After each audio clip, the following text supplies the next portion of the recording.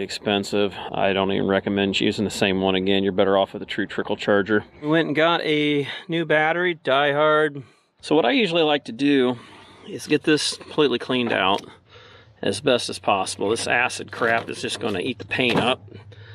So we'll just get some of this nasty crap wiped out of here first. And then I'm going to spray some acid neutralizer on there to kind of neutralize anything that probably got all over the place when it blew its guts all over. The battery was at least 4 years old, she said. She didn't think it was the original one. It tends to neutralize, so we'll kind of spray that on there. It's supposed to turn different colors when it hits acid. We're going to put that on the terminals here. That way it kind of eats up that crap. If there's anything bad on it, it should turn colors. Like I said on that torch thing here, just heat it up a little bit with your torch from a distance. Pulls right off. The oil's good to go. It's right at the perfect level. Another thing to watch out on these bellows here tend to rot out. If that rots out, it won't suck the fuel in, because the fuel literally comes in to the box usually. Yep, right back here in the back. Yep, there it is.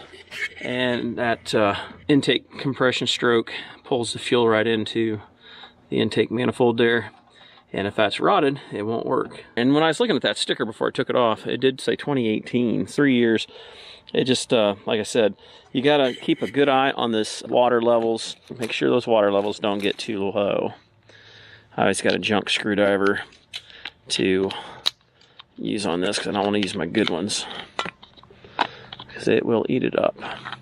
Water levels are good to go, so we're fine there. The date code actually is right here. The EOL letters. I'm not sure how they're doing it, but it can be decoded. Generally, a certain letter is equivalent to a certain number. So we've got that all undone. So let's get this. Yeah, that turned green is what it did. It's kind of crazy. Yeah, if somebody's replaced the one, I want to make sure they don't have weak strands. It seems like it's fairly strong. I'll just use a regular old wire brush. I had one of those little tools that you can buy. That works good too. And that's brass that they put on there.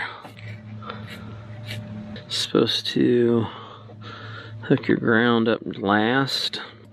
See, it says black.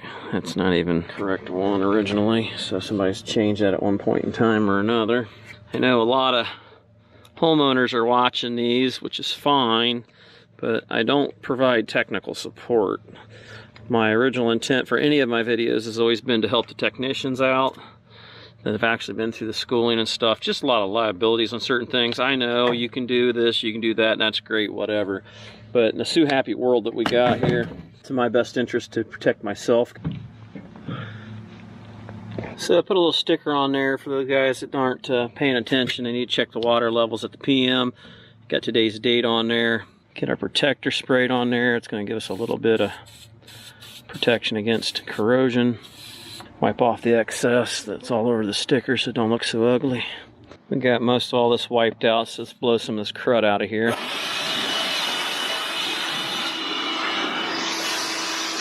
See, I'm able to get right in there, and this, when it's running, is live voltage. I wanted to make sure that these are actually tight. And those are your control wires there that switches the transfer switch back and forth. So there's actually 240 volts on the two small ones. Transfer switch DC voltage on the other two. I've got the Fluke 87.5 good to go. Let's go to manual here.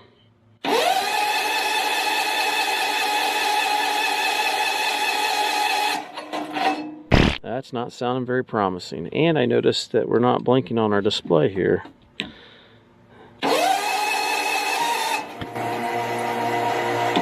Not sure why it did that in auto mode. Should be blinking at me that it lost its exercise. Must have been powered by the utility, so it didn't lose it, which is kind of surprising. Let's go in here one more time, see if we can get a start.